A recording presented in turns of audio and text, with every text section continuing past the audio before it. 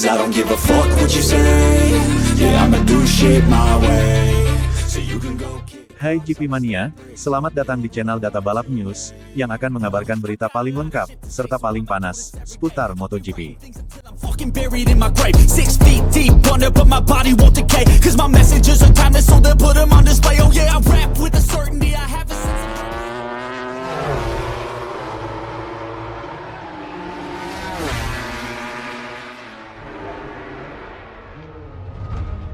Jorge Martin berjanji kalahkan Marc Marquez di paruh kedua musim MotoGP.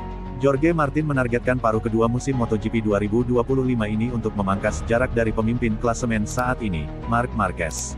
Pembalap Aprilia ini mengintensifkan latihannya agar dapat kembali ke performa puncak segera setelah libur musim panas. Juara dunia bertahan MotoGP, Jorge Martin, sedang fokus memulihkan kebugarannya untuk menghadapi sesi latihan paling intensif selama jeda kejuaraan. Berbeda dengan beberapa pembalap lainnya, Martin tidak akan berlibur ke pantai, melainkan fokus untuk kembali agar semakin mengenal dengan Aprilia Race GP. Setelah berbulan-bulan absen, ia kembali ke GP Brno, finish di posisi ketujuh yang cukup bagus untuk seorang rookie.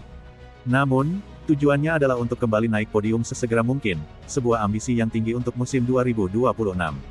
Martinator terus berlatih keras dengan rekan senegaranya, Valentin Perone dari tim Red Bull KTM Tech3 Moto3. Selama akhir pekan, ia berpartisipasi dalam balapan sepeda jalan raya khusus yang disebut Mamba Challenge, yang menguji kemampuan pembalap Aprilia tersebut. Dalam waktu tidak kurang dari 2 minggu, kejuaraan MotoGP akan dimulai kembali dengan tanpa banyak jeda yang dijadwalkan hingga November, dengan 10 balapan yang akan membantu menemukan kembali jalur yang tepat untuk bersaing di puncak. Setelah hiruk-pikuk di media dan masalah hukum yang panjang, yang berakhir tanpa pelanggaran kontrak, Jorge Martin telah menerima bahwa ia harus tetap bersama Aprilia hingga akhir tahun depan. Melihat hasil yang dicapai Aprilia menunjukkan bahwa motor Aprilia punya potensi memberinya hasil bagus. Oleh karena itu, yang terbaik adalah fokus pada aspek persiapan fisik untuk performa balapannya. Kembali ke padok bukanlah hal yang mudah bagi mantan pebalap Ducati tersebut. Ketegangan terasa jelas pada awalnya, seperti yang ia ceritakan dalam sebuah video di MotoGP.com. Awalnya, motor terasa sangat rendah di bagian belakang, seolah-olah ada sesuatu yang tidak beres, katanya. Sensasi yang dirasakan tidak persis sama dengan apa yang ia ingat sebelum cedera. Pebalap Spanyol itu awalnya memiliki keraguan tentang motornya, tetapi juga berkeinginan untuk segera merasa kompetitif kembali, mengetahui bahwa Marc Marquez sudah dalam mode menyerang dengan prototipe paling kompetitif saat ini. Staf teknis mengusulkan strategi konservatif, dengan satu putaran panjang dalam kondisi yang bervariasi dan tanpa langsung menyerang waktu. Meskipun awalnya ragu, Jorge Martin berhasil lolos ke Q2 dengan performa yang ia nilai sendiri hampir masuk skala 10 dari 10. Hasil paling signifikan ketika ia melewati garis finish 6 detik di belakang pemenang Marc Marquez. Saya mencoba untuk mengimbangi Marc, tetapi dia menggunakan ban baru dan saya sudah menempuh 6 atau 7 putaran, komentarnya dengan nada pasrah. Marc Marquez tetap menjadi acuan di kejuaraan MotoGP, batas yang harus bisa dia dekati dan mungkin melebihinya mengalahkan Marc. Masalah lengan kini telah berlalu, meskipun terkadang masih menimbulkan sedikit gangguan. Kini sang juara dunia MotoGP menginginkan lebih dan tahu siapa lawannya. 4 lap pertama sangat bagus. Memang rasanya ada sesuatu yang kurang, tetapi saya bisa semakin dekat dengannya.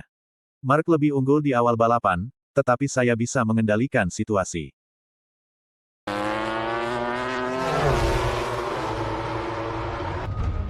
Depak Jack Miller atau Miguel Oliveira. Pramac dan Yamaha dalam dilema soal rekan setim Toprak Razgatlioglu. Prima Pramac Yamaha tak cuma sedang berada di situasi sulit karena performa motor Yamaha yang jauh berbeda dari Ducati. Setelah berlepas diri dari skuad si merah Borgo Panigale, Pramac memang bak merasakan suasana bumi dan langit kalau soal hasil balapan. Selagi masih terus berusaha beradaptasi dengan tim baru, Pramac kini dihadapkan hal lain yang lebih dilematis, memilih rekan setim Toprak Razgatlioglu. Sebagaimana diketahui, Razgatlioglu adalah juara dunia WSBK 2 kali yang sudah dipastikan akan mengisi satu kursi Pramac di MotoGP 2026.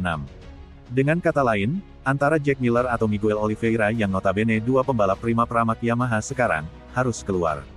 Pertanyaannya, siapakah yang akan dipertahankan Pramac? Dalam wawancara bersama Speedweek, manajer tim Pramac, Gino Borsoi, mengakui ada situasi dilematis untuk mempertahankan salah satu dari mereka. Apalagi situasi masing-masing dari mereka juga sedang berbeda. Miller terlihat lebih kompetitif ketika Oliveira beberapa kali mengalami cedera akibat kecelakaan. Dia orang yang sangat sopan, terbuka, dan bisa diajak bicara terus terang, kata Gino Borsoi menggambarkan sosok Oliveira. Dia tahu persis apa yang diinginkannya dan umpan balik teknisnya selalu jelas. Sayangnya, cedera dia datang di waktu yang salah, ujar Borsoi. Borsoi secara tersirat menyebutkan bahwa Oliveira lebih membutuhkan motor yang benar-benar bisa dia gunakan dengan baik. Adapun Miller digambarkan sebagai kebalikan dari Oliveira. Pembalap asal Australia itu bisa lebih beradaptasi dan memanfaatkan potensi motor bahkan ketika belum sesuai kehendaknya. Kendati terdengar subjektif dan condong ke satu pembalap, Borsoi menegaskan bahwa karakter pembalap yang bertolak belakang itu memang justru diinginkan mereka. Justru karena bisa saling melengkapi inilah kami memilih kedua pebalap ini, ucap Borsoi. Yang satu membutuhkan sepeda yang terkondisi dengan baik, yang lain dapat melaju kencang bahkan dengan kondisi yang tidak sempurna. Jika keduanya berhasil, berarti kami telah mengembangkan motor universal yang dapat digunakan oleh sebanyak mungkin pebalap, tuturnya.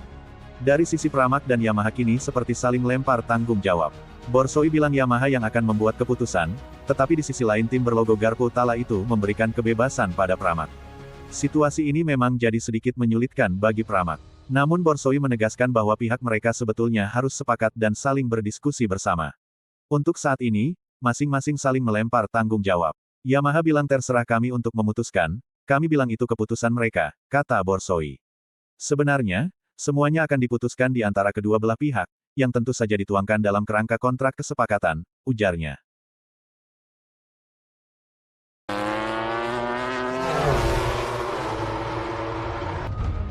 Bagnaia menyerah kejar Marquez, lupakan gelar MotoGP 2025. Bagnaia sudah mengibarkan bendera putih dalam balapan MotoGP 2025 dan tidak lagi menargetkan gelar juara.